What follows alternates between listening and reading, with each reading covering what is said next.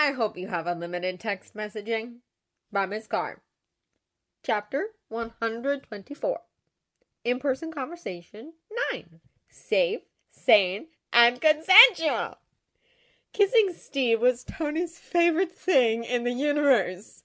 Maybe it had something to do with the fact that it was such a new sensation, or maybe because it was such a rarity. Long-distance relationships definitely made the heart grow fonder.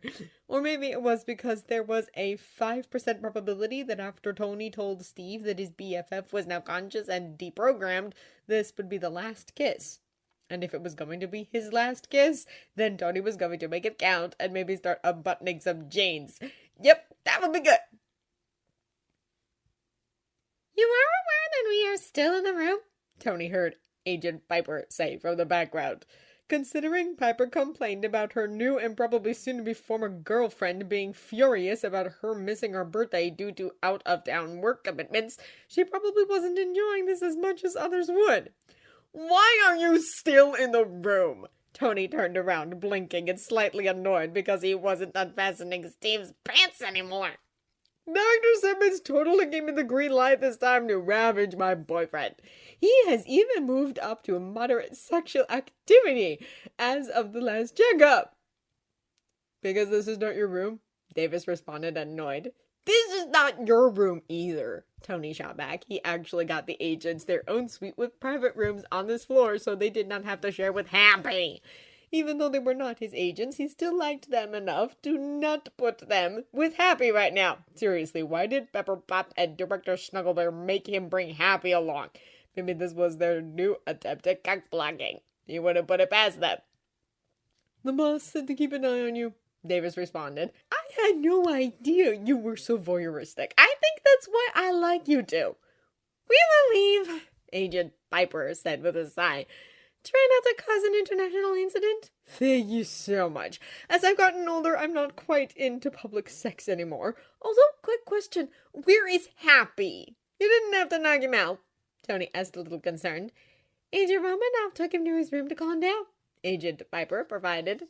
Or possibly strangle him, Davis mumbled under his breath. Can you guys go make sure strangling actually is not involved? I would hate for that to happen to Happy. He was annoyed with the man, but did not want him to incur the wrath of Black Widow. Will do, both agents said before leaving. So, where were we? Tony asked just as he was about to kiss Steve again. However, Steve pulled away before he could. Relocating to our own room? Because I don't think Sam would be happy if we had sex on his bed or couch, Steve told him. I'm moving him to another hotel tomorrow anyway because I have realized that you and Happy probably should be in the same building. Or maybe even the same city. I could always do it a little early. Tony said, trying to go back to unfastening Steve's pants. I am not going to have sex with you in this room, Steve says, swatting his hand away. Tony had no choice but to pout. But you will have sex with me in our room, Tony asked. Yes, after we talk for a few minutes first about what you found out from the princess when she visited you in New York. Of course they were going to have this conversation first. Natasha told you, Tony asked with a sigh. She told me that you had something to tell me that couldn't be told to me in an email, so I assume that it's about Bucky, and if it's going to be bad news, I'd rather get it out of the way now, so I still have something to look forward to this weekend. Isn't that sweet? Sort of. I'm not sure if it's bad news, but it's not something we want cronies of Ross to intercept. He is gone, but there was a dozen other people out there just like him, Tony tells him. Like most of his possible replacements?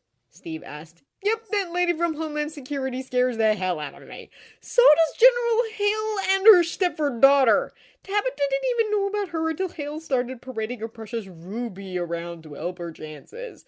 Every time I'm in a room with her, I just get this fake feeling. Okay, she reminds me a lot of Obadiah, which means she's probably secretly evil and about to stab us all in the back. Not everybody's evil, but I think she is. Monkey Lover really doesn't like her and keeps mumbling things about backstepping and killer robots.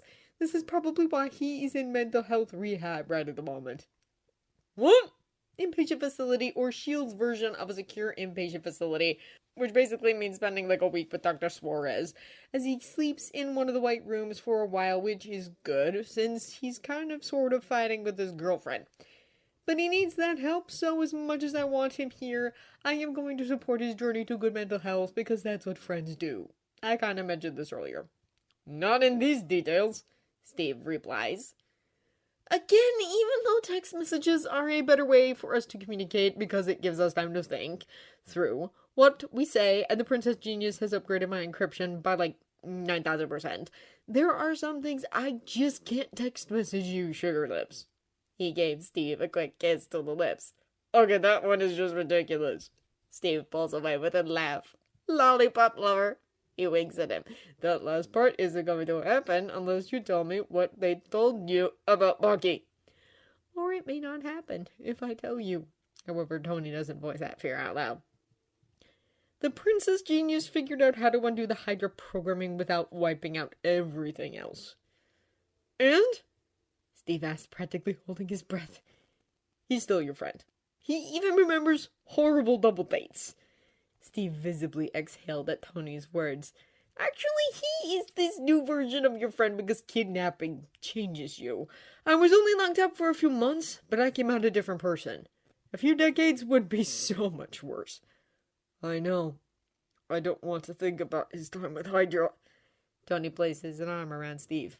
Because you still blame yourself for what happened. You know I do. I know. But he's up and making progress. He's going to get to live in his own little house soon. He might even start herding goats. Apparently his team of therapists feels that it's good for him to have a routine. That's good. So what's the bad news? Steve asked. You can't stop by for a visit right now. Not while he's still in treatment. And he's going to be in treatment for a while. Steve just looked at Tony, not speaking. Tony wasn't sure how to respond to that, so he just pulled Steve as closely to him as he could. Is it because Tabit knows about me and could follow me right into the country? Steve asked, concerned. Tabit probably doesn't care, especially if you autograph those comics and card for his son. Seriously, that kid idolizes you more than Coulson, if such a thing were possible. The general that Agent Fitz is afraid of is a concern? Steve asked. Most of the U.S. military is a concern. The brass, anyway. And you don't want to lead them to a country that helped you out. Especially one that has weapons that are decades away from everyone else. Which is why I think they can take care of themselves, Steve responded. After comparing notes with the princess, I am sure they can, but it's still not a position you want to put your friends in if you can help it. That's understandable, Steve said half-heartedly. No, you don't understand. Because you want to see your best friend, Tony responded. Yes. Which, if that wasn't the case, you wouldn't be you. But it's not just about the security risk. Sergeant Barnes is undergoing the treatment for 70 years of trauma, and the doctors aren't sure he's ready to see you yet. At best, it would be an emotional setback. At worst, it could re-trigger something. And he definitely wouldn't be ready to see you, Steve sighed. That's a given. The last time he saw me, I was trying to kill him for one of his past sins that he committed under Hydra mindfuck. Thanks to my lovely falling down moment, we probably will not see each other until the end of the world is actually in progress, and maybe not even then, Tony sighed. I hope we don't actually have to face the end of the world. Steve cuddled in a little closer. Agent and his team dealt with the end of the world just last May while we had our heads up our asses. Which means it probably will happen again next May, and probably the next May, or possibly April after that, because apparently April and May is apocalypse season. It's why I'm working on a wearable suit. Thanks to help from the Princess and Monkey Lover, I might have one ready by Thanksgiving instead of Valentine's Day. Wearable suit? Yep, I am taking advantage of my new nanotech. That way I'll always have a suit ready to roll. Bad guys don't wait for you to change outfits. Pepper's pissed and thinks I need more quality time with Suarez for my hero complex issues. As I pointed out, I am not her problem anymore. You're still friends, so it's always going to be her problem. Friends always worry. That's true. I've been getting well acquainted with your caring friends. Me as well. I was talking to your James before you walked in. Of course he set that up, Tony sighed, but he's kind of happy that his friend was that protective. Can I at least write to my James? I don't want him to think that I've abandoned him. I figured you would want to, although for safety reasons you will be using a nano paper notebook and there will be a dead drop or several involved.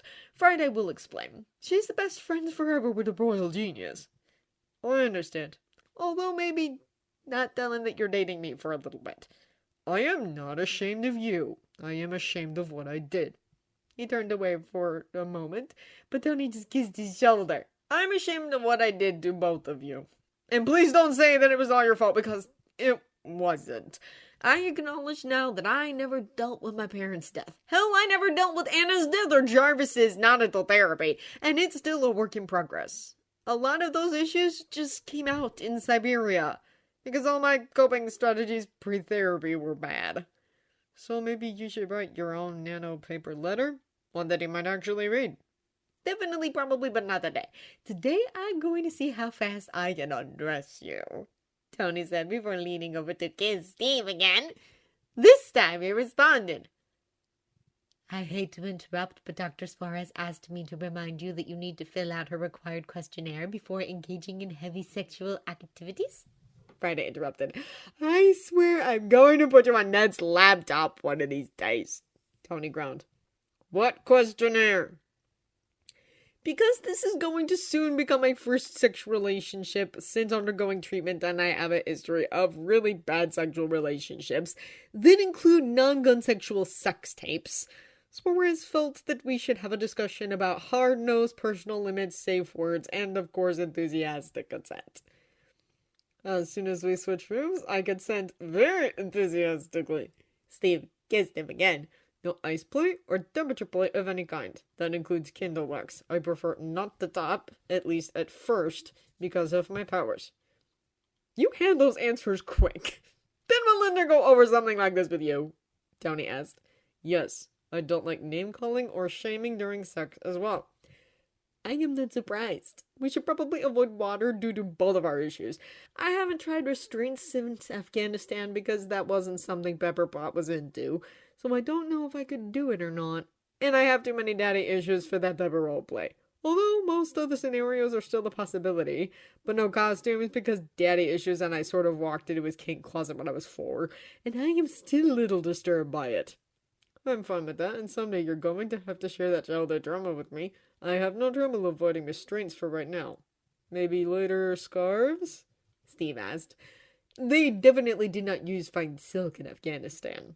Safe word? Tony asked. I probably shouldn't use Cuddle Bunny? Steve asked with a smirk. You could, but I shouldn't. That phrase might slip out a lot. You're my little Cuddle Bunny. Tony kissed Steve's cheek. Okay, punk, I doubt I would accidentally say that during sex. Good, especially because I know what that word meant in the 1940s.